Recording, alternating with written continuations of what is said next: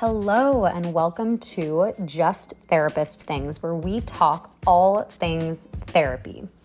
My name is Jordan, and I am an associate marriage and family therapist from Southern California. I currently work in a private practice where we focus on child anxiety reduction, and I also do some work for a nonprofit cancer support organization. Welcome, Chloe. You are the first guest ever on Just Therapist Things. How does it feel? I feel very honored to be here as the original guest on this amazing podcast.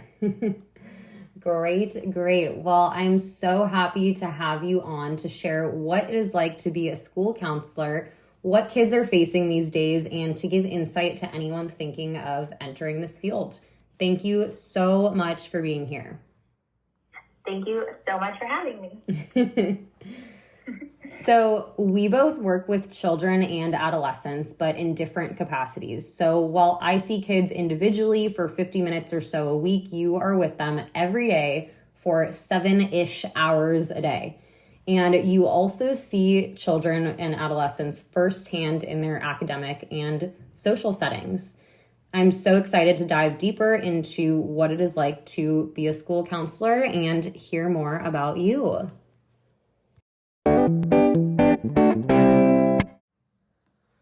So first off, can you share a bit about yourself? Yes, so I am from Philadelphia, Pennsylvania, born and raised, and then I went to college down in Tampa, Florida, went back and got my master's in New York City, and now I'm back in St. Petersburg, Florida. I live by the beach, and I often am with my dog, Shark, hanging out. Amazing. Love that. Great. So how long have you been working in a school? And you said that you got your master's. So can you tell a little bit about what the master's was in? Yeah, so I got my undergrad in psychology. And so I went to grad school to get my school counseling degree, which is a Master of Arts. So I was there. I interned at a high school and a middle school. And then when I moved back down to Florida, I got hired at a middle school. And I've been to 3 different middle schools since. Well, I'm currently at my 3rd middle school. Got it. Okay, great. Wow. So you're very experienced, have a lot of schooling in the education system and have worked in schools for a while, it sounds like. Yes. And I actually just recently got my master's in educational leadership, which would allow me to become an assistant principal, or I can work at the district level or even in like a higher ed setting. Wow, that is amazing. Well, congratulations on both of your masters. Thank you. So where did your interest come in being a school counselor or just working in the school system? I've always wanted to work with kids. I actually originally started off in college as an elementary education teacher major. And I was like, I'm not cut out for this daily teaching life. But I still wanted to work with kids, and I still wanted to work in the education system just because I feel like every day is something different. It's not, you come to work, you sit at a desk all day, and then you leave. I'm constantly running around. I'm on my feet all day. And just being in education allows you to see so many different types of people and disabilities and mental illnesses and stuff. So I kind of got to use everything that I had. Mm-hmm. Yeah, absolutely. That is great. So what age groups are you working with now? And it sounds like you've worked with a lot of different age groups in the past as well. Yeah, so I worked in elementary, middle, and high school, but I worked full-time the most in middle school, which is in Florida, it's grades 6th, 7th, and 8th. And ages range usually from 11 to 15, depending on the student. Mm-hmm. Wow, middle school must be really tough. I mean, I remember my middle school days and it was just, not the greatest time in my life for sure. There's, a lot of hormones, puberty, a lot of, everything feels like the end of the world. So I'm sure that's really difficult sometimes to work with middle schoolers. Yeah, it's a lot of in one ear and out the other conversations. But I do agree with you. Middle school is definitely hard. But a lot of students who know the right resources to utilize at school are doing much better. And I don't remember having that growing up. I don't remember even having a school counselor. So I think now with, how many positions there are in education and how many resources there are, students are starting off much better than they had been in the past. Mm-hmm. Yeah, absolutely. That is amazing. Yeah, and we'll definitely get into that a little bit more, just, the mental health challenges facing kids, but that's really great to hear that they're making use of all the resources. Yes, definitely. So what does your day-to-day look like? That's a good question because it depends on the day. For the most part, I mean, there's a bell schedule. It's pretty set. Come in the morning, do breakfast duty, and then once the bell rings, the kids go to class. We have 7 periods a day, so every about 48 minutes, the bell rings, and we have to come out and supervise the students while they're moving from class to class. Because I currently work in a school with 1,200 kids. My previous middle school they're up to about 2,100 right now. So there's just constant movement on campus and everything like that. So while they're in classes, I'll either meet with parents, I'll meet with students, I'll meet with other staff members, doing scheduling. I mean, there's literally anything that comes up discipline-wise, I'm dealing with. Lunch duty, and then, of course, dismissal duty at the end of the day. Mm-hmm. Wow. So every day is different. And some days are considered slow, which means that there aren't fights going on, there aren't big crises going on. But even those days that are considered slow are still like I'm running around with my head chopped off. Yeah, absolutely. It sounds like you do so much just throughout the whole day. Yeah, it's a lot. My Apple Watch is used very much, and lots of steps are being put in. Yeah, definitely.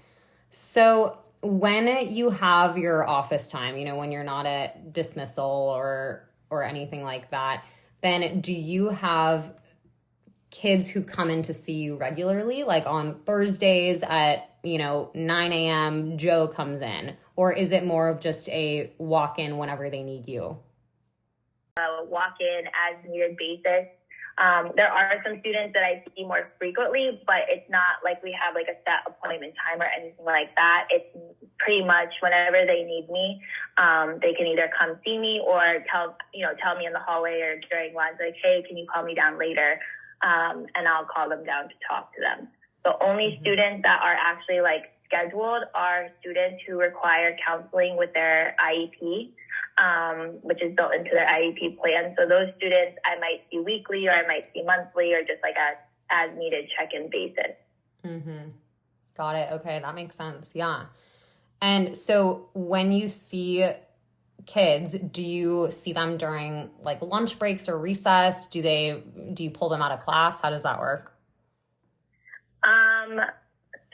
Supposed to be only like during electives or during PE or during lunch, but since the school is such a high population and we are a Title I school, which means that we have a lot of low-income families and a lot of students with very traumatic backgrounds, I pretty much just see them whenever either I'm available or they're available to speak.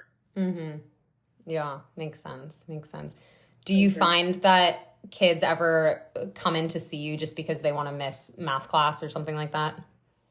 Yes, all the time. Yeah. My office, I have fidgets all over the place. It's a very calming place. So a lot of the times, a kid will come up to you in the morning and be like, Miss Gerbec, can I please talk to you during 6th period? I'm like, well, if you really needed to talk to me, you could talk to me at any time. So it's kind of, if you're picking a specific class to come talk to you in, I'm usually like, no, I'm just going to call you down when I'm available because I don't want to make them miss a class that they don't want to be in. Right. Yes, understandable. I'm sure I would be guilty of doing that too. I'd be like, can I come see you during history class? Yeah, exactly. Or like, I have a math test today. I think I need to go talk to the counselor. Right. Absolutely. Yeah, that must be hard to kind of gauge, when kids actually need to see you and when they don't. But it seems like you have it down.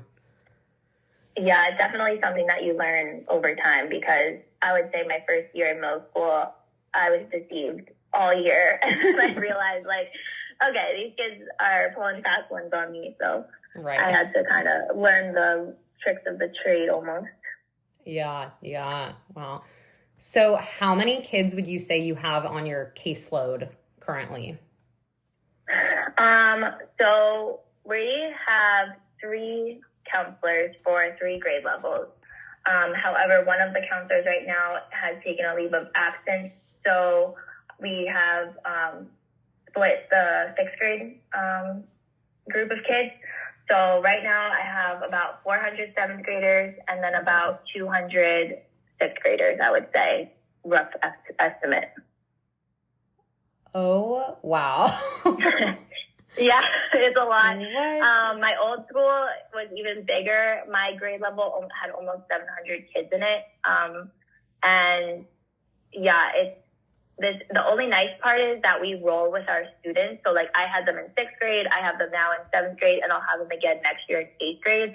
So there's a lot of time to like learn about everybody's backgrounds and learn about their family and learn how students, which student has to stay away from the student. So it does help in that sense that we roll with the students. Mm-hmm. Right. That makes sense. But I mean, having that many clients, essentially. Yeah. I mean, yep. How do you keep track of all of them? Luckily, I was blessed with like a very good memory. So I am pretty good at, like, I know I would say 80% of the entire school, at least on a first name basis. So there's that. I constantly throw myself in situations so that I can learn more about the students. But because of how many kids there are, unfortunately, the quote unquote good kids, I don't get to see as much because they're not ones that would be in my office or in the office for discipline. So I definitely know the more behavior and academic students than I do like, a regular kid. Mm-hmm. Yes. Which I've always tried to, at the beginning of the year, I'm like, okay, I'm going to get to know, I'm going to meet with each kid at least, once every 2 weeks. But by the second week of school, that never is able to happen. Mm-hmm. Yeah.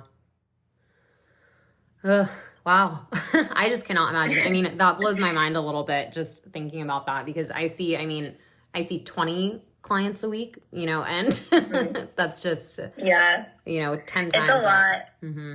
I don't think people realize that the people who are not in education or even in mental health understand like what exactly goes on day to day at a school. And I honestly couldn't even put it into words unless you just have to be there to see what really is going on. Mm-hmm. But like, ASCA, which is the American School Counseling Association, they recommend a caseload of 250 per counselor, but obviously that's not being met in many, many, many districts across the country. Mm-hmm. Right. Yeah. Do you feel that, as a school counselor, do you feel like you are just stretched so thin? And how do you prevent burnout and just kind of keep going? That's a good question. I am stretched very thin, and I don't want to like speak highly of myself or anything, but I do put most of my energy, like my overall energy into school and into work and into the kids. Like I'm constantly staying late. I'm constantly there early. I do a lot on the campus, which, at the end of the day, like when I get home, I do not want to speak to a single person. Like I just need to like come home, do my thing, make dinner, whatever, watch TV. But like my brain is like completely fried. It is nice, I'll be honest, that we do get breaks, even though there's never enough. But we do have, 2 weeks off in December. We have a whole week off for Thanksgiving. We have 2 months off for the summer. So it does help kind of to like reset. But there are stretches of time where there's no breaks off. Like, for example, like today is our last day off until May 26th. So that's going to be like a very long stretch of, I might have to take a day off for myself. Yeah. Right. I mean, I feel like a lot of people, I mean, myself included, I've thought about you and have thought like, oh, that's so nice. Chloe has a few months off for summer, but I mean, it really is just your day to day and what you deal with is, I mean, I'm sure you're at just a heightened stress level constantly. Yeah, I mean, it affects everything. Like my appetite. Some days I cannot stop eating. Like all day I'm eating, and then some days I don't eat for like 2 days straight because I'm just like my emotions and my stress levels, my cortisol levels or whatever, are like literally all over the place. And like because of staffing shortages and everything going on in our district and in America at this time, like we are being stretched even thinner than we already were. So, yeah, something's got to change at some point. Definitely. How do you feel that your pay reflects what you do? It does not. I had 2 jobs for like my first 2 years working as a school counselor. I worked at a restaurant, and even with that, like I was basically like a paycheck or 2 from having no money at all. So it's like we do so much, and we are,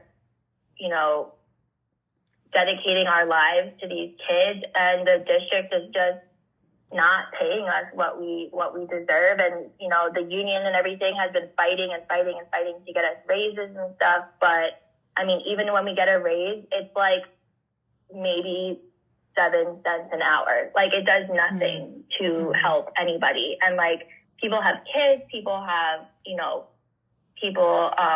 like family members who are sick that they have to take care of them. Like I cannot imagine how people live, because I was single, adult, and I don't have any kids or anything. My family members are luckily healthy, and I don't have to take care of anybody else, and I can barely afford to live myself. So I don't understand how the, district thinks that people can afford to live like this. Yeah. I mean, it seems like nationwide, just the school system is so underfunded, and it's been just a topic for, so long now. Like it's been a topic of how do we, make the school system better. And it seems like, I don't know, have you felt like anything has helped over the past few years? No, if anything, it's getting worse.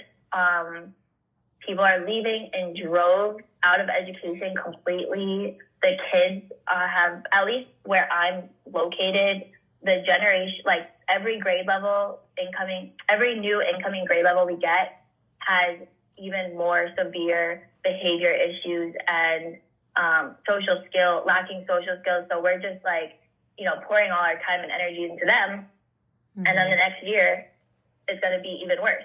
So it's just like I was talking about this yesterday. It's like there should be a national crisis. Like we need to educate children. That at the end of the day, children need to be educated.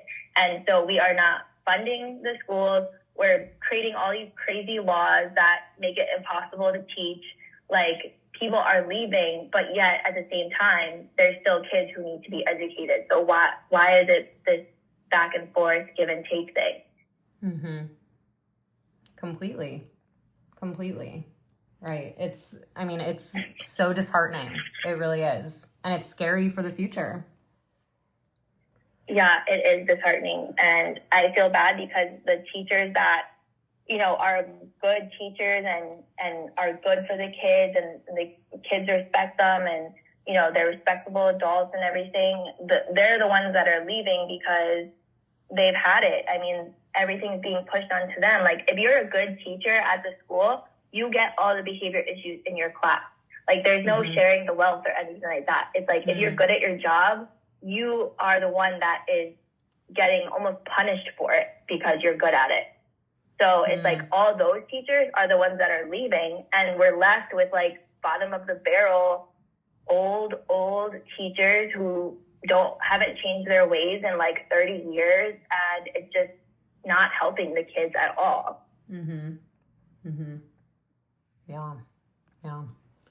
I think you put it in a really good way. I mean, it should be a national crisis. It really should. And I mean, I feel like it's been that way for so long, but nothing has really helped to fix it. And kind of going off of that, so you work at a school in Florida, and there has been a lot of recent legislation there. I mean, a lot of kind of interesting laws.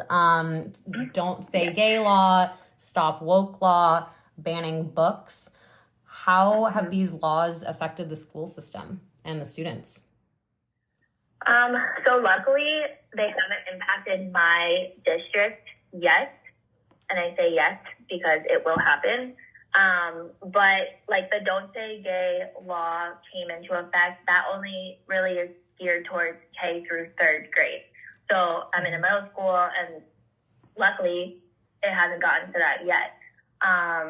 Same with like the Stay Woke law and the banning of the books. It's happening in districts around our district, but it hasn't really affected our district yet.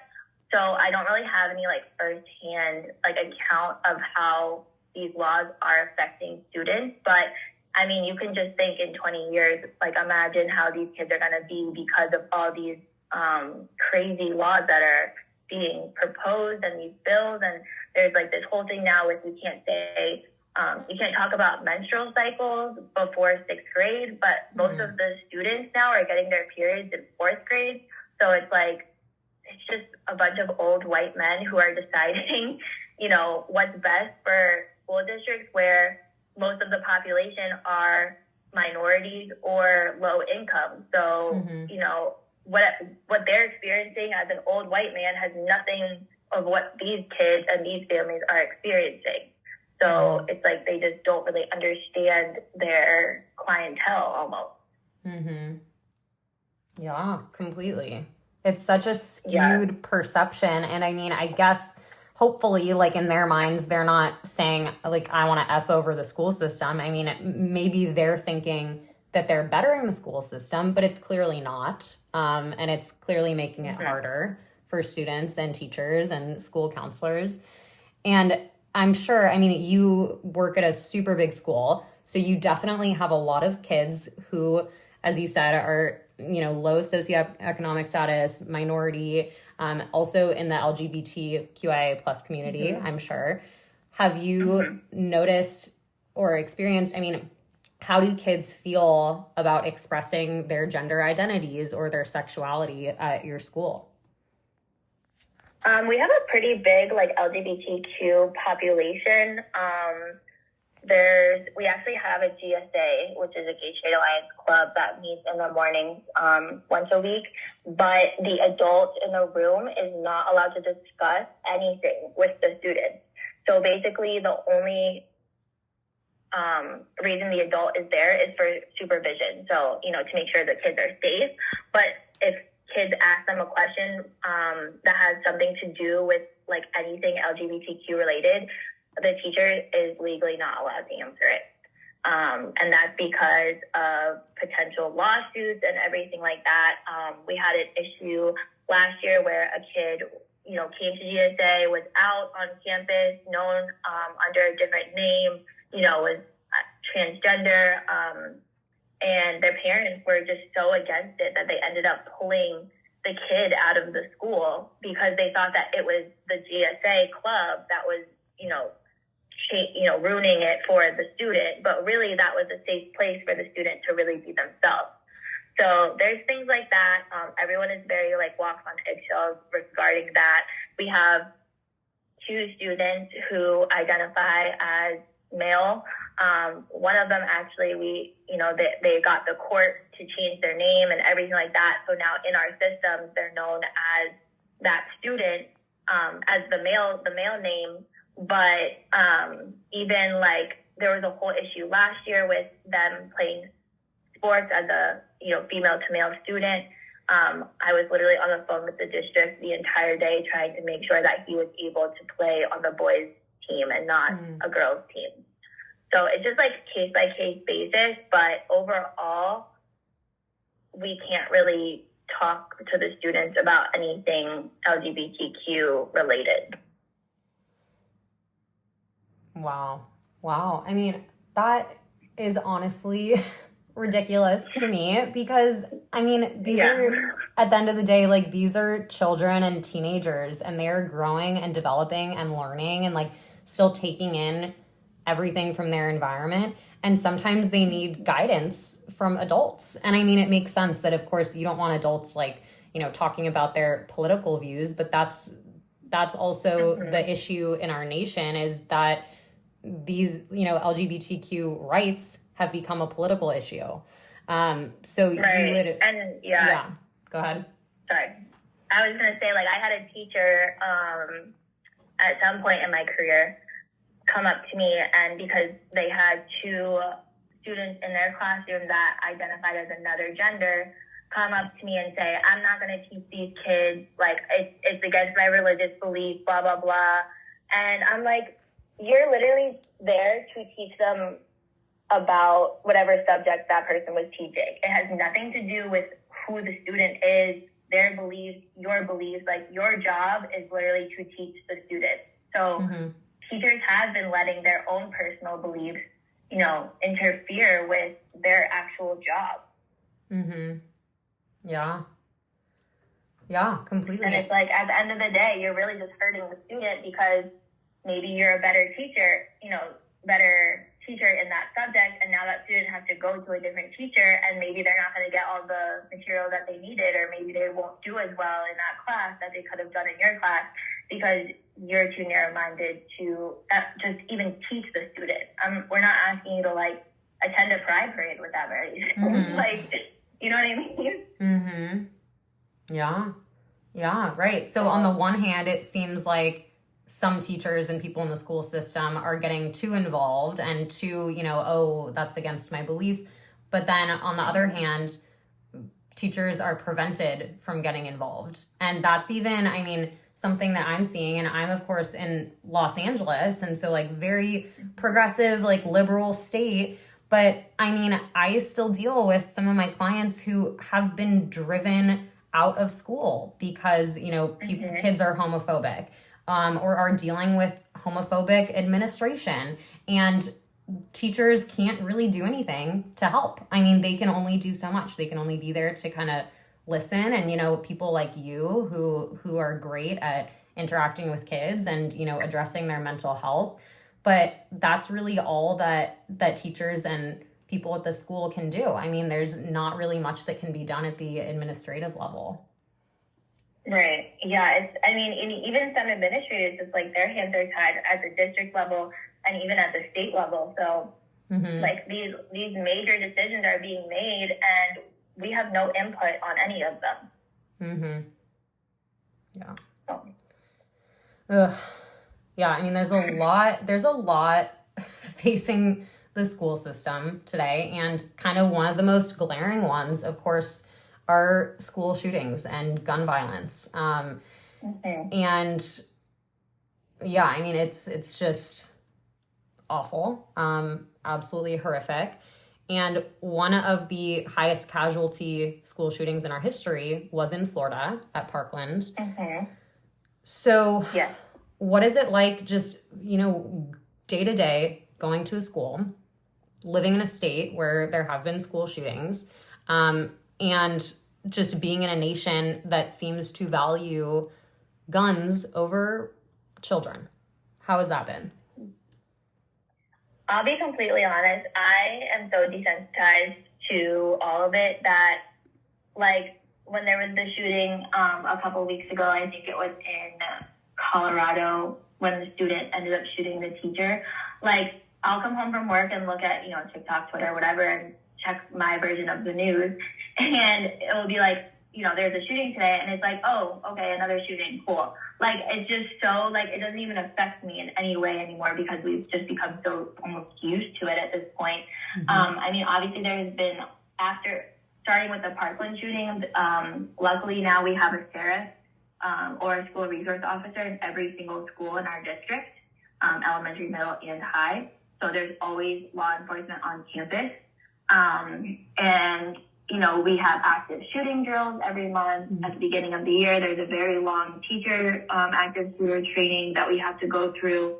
But even the kids are so desensitized to it because, like, during the active shooter drills, students are, you know, shouting out, they're goofing around, they're not taking the drill seriously, which, you know, as a middle schooler, I understand it's kind of hard to see, like, the big picture, but it's like the kids are so used to just, okay, guys, it's time to get in the corner, let's lock the door, you know, let's turn out the lights. And then they sit there in silence, and then it's over, and they move on with their day like nothing ever happened. So, like, if an actual shooter came on campus, I don't even know if the students would even be prepared because they don't take it seriously because we have to do it so often. And, like, when there is a shooting, the students don't really seem affected by it. I don't know if that's because of their age level or just because of the distance, but, you know, when the Parkland shooting happened, I remember my mom being like, so how are the kids? Like, are the kids freaking out? Like, are the kids upset? Are the families upset? And it's like, I was like, it's basically like nothing ever happened. Like, it doesn't affect them in any way.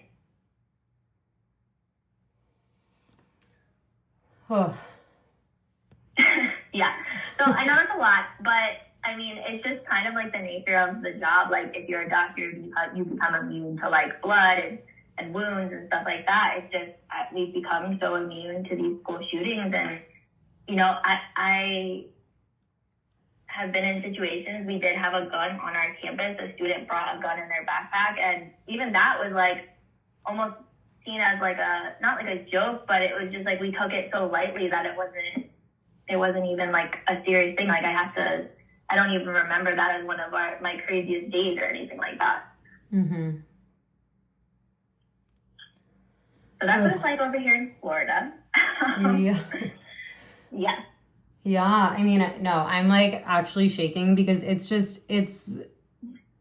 just like incomprehensible that this is what our students have to deal with. And parents, I mean, I think about, I want to have kids one day, you know, and I think about, I don't want to like live in a world where this is happening. I don't want to send my kids to school every day and be so anxious that something could happen. And I mean, even precautions that take place, like, you know, having a sheriff or I know in LA, like where I work, it's a big Jewish community. And so there's a lot of Jewish schools. And they have security guards with weapons outside of the school. I mean, and even that, like, that affects the kids. I've had multiple kids, I mean, come into my office, and especially after the horrific Texas shooting that happened, you know, I had to address with kids and say, so, you know, I'm sure you've heard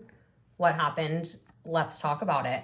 And a lot of the kids, as you said, they're kind of desensitized to it. But a lot of them did say, I'm really scared. And like, I'm scared to go to school. And the security guard that we have in front of the school is on his phone all day, you know, and I don't feel safe even having this security guard here. So it's awful. It really is. Yeah. And it's sad that the kids can, like, kind of see through that. Like, the fact that they even notice that the security guard is on his phone. Like, kids are so observant. They notice everything. They notice every little change. And, like, I can literally be having, like, a bad day and, like, I'm not constantly, like, smiling and goofy like I normally am. And they're like, Ms. Gerbec, what's wrong? What's wrong? Like, they notice everything. So if they can sense that the adults don't really care about their safety on campus, then of course that's going to heighten their anxiety. Like, well, they don't care, so I'm going to have to, like, protect myself or something like that. You know what I mean? Mm-hmm. Yeah. Okay. Well, let's take a break for a second because I'm honestly like shaking out of fury and Oh my emotion. gosh.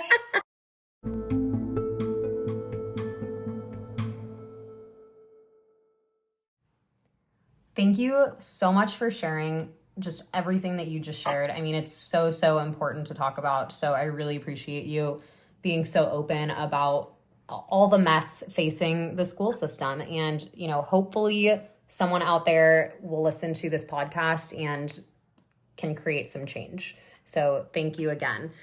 So kind of going off of everything that we just talked about, what would you say are the major issues facing children and adolescents today? The major issues that are facing adolescents today at my school, mostly anxiety. Test anxiety is a really big one, or even just anything academically motivated. Like students will do anything they can to not go to class. And I know that is because due to COVID, their reading scores and math scores have dropped like significantly. Like there's some students in 7th and 8th grade that still can't even read. And they avoid going to class because they don't want, I don't think they're old enough to understand that they don't want to face that. But I think that they do everything that they possibly can to just not be in class. And it's a nationwide issue, the reading and the math scores, but it's also a very big district issue. Our reading scores have always been pretty low compared to others. Like even my sister, she's 14. She reads and reads and reads all day. Like she's very academically motivated and driven. But I mean, there's some students that if you gave me a piece of their work, I would think it was for like a first grader or a second grader. So I think that the academic issue is affecting, them as a whole person. Mm-hmm. Yeah, that absolutely makes sense. I mean, because academic performance is so tied to mental health and just self-esteem and anxiety and depression and all of that. How do you feel that COVID has affected the students that you see and their just mental health in general? Well, right now, since we're kind of like 3 years past, the pandemic and everything shutting down, I don't really see any effects from COVID. I just overall, as a grade level, they are just lacking like social skills. They're lacking conflict resolution skills. They're lacking, like we just talked about, academic skills, and that is then affecting them as a person. And honestly, all the time, I'm scared for you guys as adults because they have no conflict resolution skills. Everything needs to be solved by somebody else. And they really just, need somebody to do everything for them. Like they have no autonomy. Mm-hmm. Mm-hmm. Yeah, that is. And I don't know if that's because of COVID, because, when we were shut down, there were a lot of parents who were doing the work for their kids and doing, helping, sitting next to them and helping them with their work. And now that they don't have that, it's like they're kind of like being thrown out to the wolves almost, and they have like no idea how to like function as like a normal human being. Mm-hmm. So some of that may be due to COVID. What do you think the other reasons for that are? Social media, definitely. Social media is like a huge factor. I mean, the kids are on their phones 24/7. They're on Instagram, TikTok, Snapchat, constantly texting each other. And it's like they don't really see the detriment of what it's doing, obviously, to their brains. But also it's like they don't really understand that what they're doing is not like normal social media behavior, which it's kind of hard to describe. But like they get into these group chats where, they're like, they pull kind of like when we were kids and we would call, another person, and then we would like three-way in somebody and not be so nice to that person, but they were kind of quiet, sitting there quietly, and then at the end we'd be like surprised that person's on the line. Mm-hmm. The same thing, like they'll pull kids into group chats, and then they'll be so mean to these kids. And like we had a situation where a student told another student that he should die and he should kill himself and his parents don't love him, and some very more graphic things. And it's like they don't understand that that's not what the phone is for. It's supposed to be a benefit to you, not something that is like controlling your life. Mm-hmm. Yeah. Wow. And that does, in turn cause a lot of, even some trauma, but a lot of anxiety. Kids are always panicking. Like when we have to confiscate a cell phone from a kid, sometimes I'm like, it's literally like we're asking them to like cut off their arm. Like they get so stressed and so scared of what's going to happen if they don't have their phone with them. Mm-hmm. Right. And that's really alarming. So it really is. Yeah.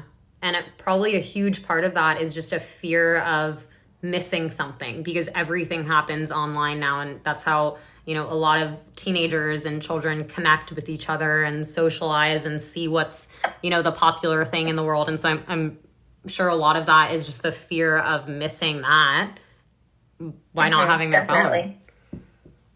Yeah. Definitely. Yeah, it seems like, I don't know, and tell me what you think about this, but it seems like kids are a lot meaner than they were, or maybe just mean in different ways than maybe when we were that age. Yeah, kids will always be mean forever. But I definitely agree that it has changed. Like what they're saying to each other. These kids talk about things like even sexually that I didn't even know were a thing till I was like in 10th grade. And these are like sixth graders. They talk about, how people look, they call them gay, all that stuff. They like talking about just really, really inappropriate, like adult things that I feel like even middle schoolers shouldn't even know exist. Mm-hmm. Yeah. And I blame that on their access to social media, because there's no filter. It's not like there's like a kid version of these TikTok videos or Instagram stories or whatever. It's like they're seeing these celebrities, they're seeing these influencers posting these really like inappropriate and like almost egregious stuff, and they're mimicking them, but they're only 12. They're not, 25, and they have their whole frontal lobe created and everything. Mm-hmm. Yeah. Yeah. So would you say that the main difficulties that kids come to you for, you mentioned kind of test anxiety and academic stress, or is that what kids most often come to you for? Yeah, and I do a lot of peer mediation. So like if there's going to be a fight or if there's like issues between mostly girls, we have to like sit down with them and do like almost like a circle to like, get them to, they don't have to be friends is what I tell them, but they just need to be able to coexist in a place where fighting is not the answer, pretty much. Mm-hmm. Is it physical fighting or verbal fights? Both. We have both. We have, I would say, luckily we've been in a dry spell of fights, but there was a time when there was almost a fight every single day for about 2 weeks. Wow. And that was back in like December, I want to say. Oh, wow. Huh. Yeah. So that's also part of the job, is breaking up fights. Right. Would you say that the students really connect with you? Do you feel like you have good relationships with them? Yes, I would say majority of the students, we're great. I try to be as positive as I can. Like I'm a pretty bubbly and goofy person, so I try to keep that way on campus. There are a few students who annoy everything. It takes everything in me to not stoop to their level and argue with them or act like another middle schooler when I speak with them. Mm-hmm. But I would say like 98% of the kids on campus I'm good with. Mm-hmm. I'm sure you've had some wild stories.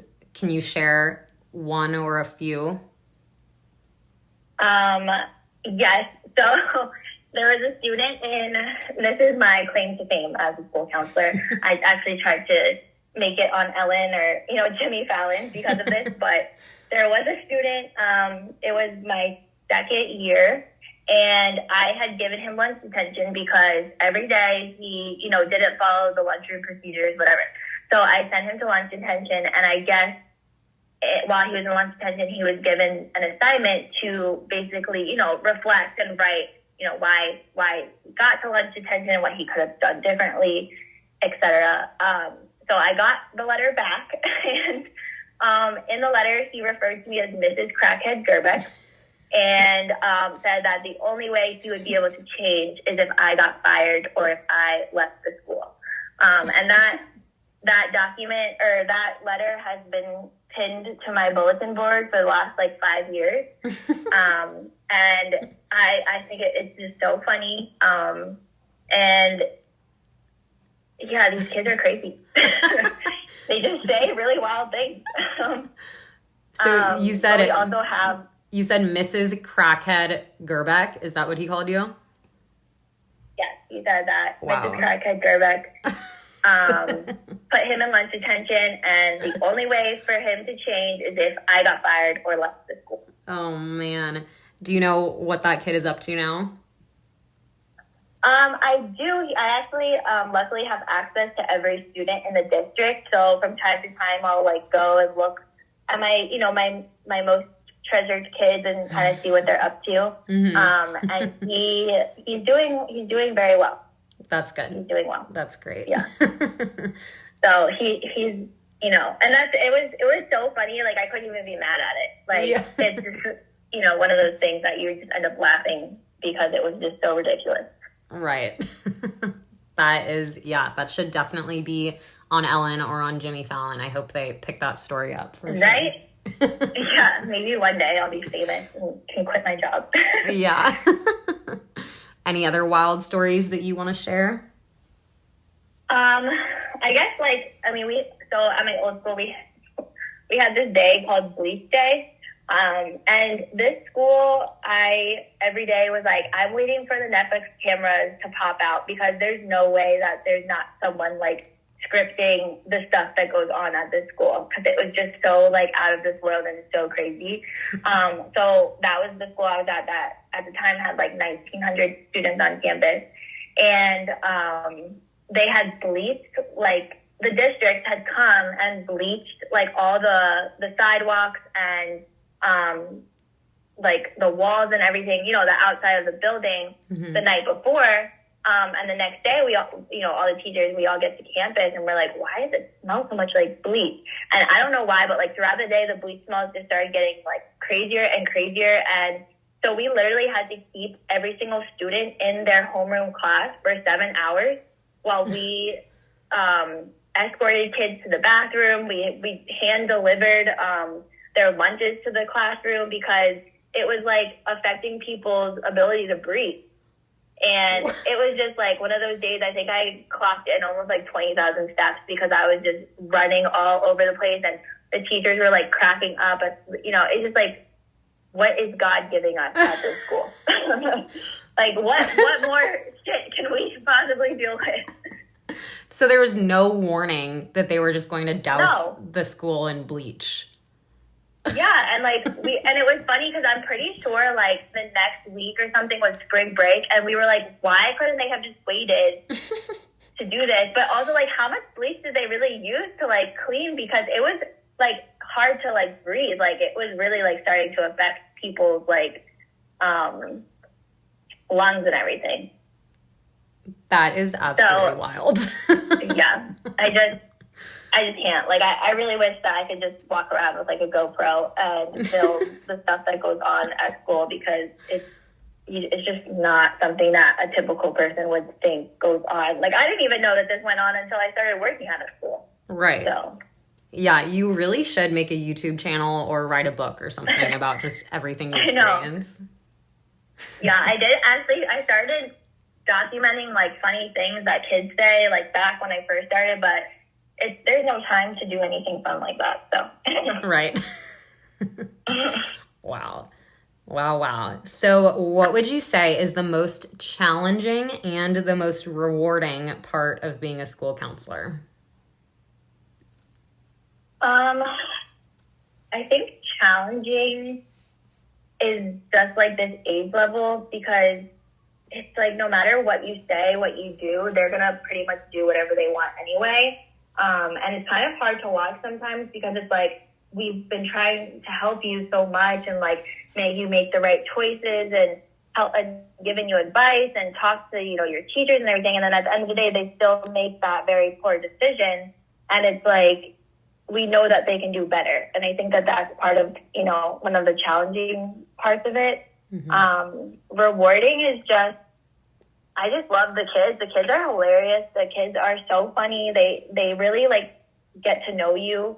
And they ask me all the time, like about my dog and my girlfriend. And, they just really like, they become like a part of you almost. And, like my first cohort of kids, I had them for 3 years, and I really, really got to know all of them. And like to this day, like I said, I still kind of look them up to see how they're doing, to see if they are, you know, getting the right credits, if they're doing sports or anything like that. And it's cool to see kids that were making poor decisions during middle school, and they actually like got it together when they got to high school. Yeah. Well, that is amazing. And I mean, thank God there's people like you in the school system who just have such good rapport with students. And I mean, I'm sure you make such a huge difference in their lives and just help them in so many ways that you probably don't even acknowledge. So, well, thank you. I appreciate that. Yeah. What would you say to someone who is thinking of being a school counselor?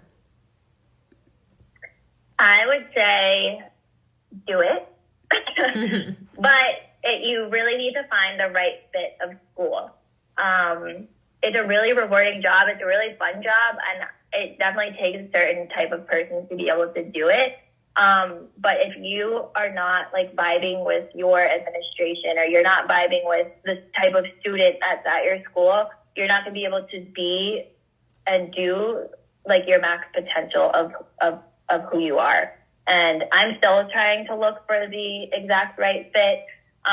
Like now that I'm like a seasoned counselor, I know kind of like what to look for when it comes to like an administration and a school. But I mean, there's just so many factors that come into place. But I think if you go into it with a mindset that you're there for the kids at the end of the day, and kind of all the adult BS falls to the wayside, I think that you can, you know, be like a really good asset at the school. Go. I would also recommend shadowing at a school, especially like elementary versus middle versus high school, because there's certain people, you know, that would do great in a high school that wouldn't do so well in elementary, and vice versa. So the more you shadow and the more you get a feel for what you like, the better you will be. Yeah. And the happier you will be. Yes, absolutely. That is such great advice. Thank you so much for joining me and sharing your experiences and insights. We touched on so many essential topics and ways that we can improve the school system and help school counselors. You were such an awesome first guest, so thank you so much for being here. And well, thank you for having me. Thank you. Of course. And maybe we can do another episode in the future. That would be awesome. And thank your local school counselor. Yes, absolutely. Thank your local school counselor.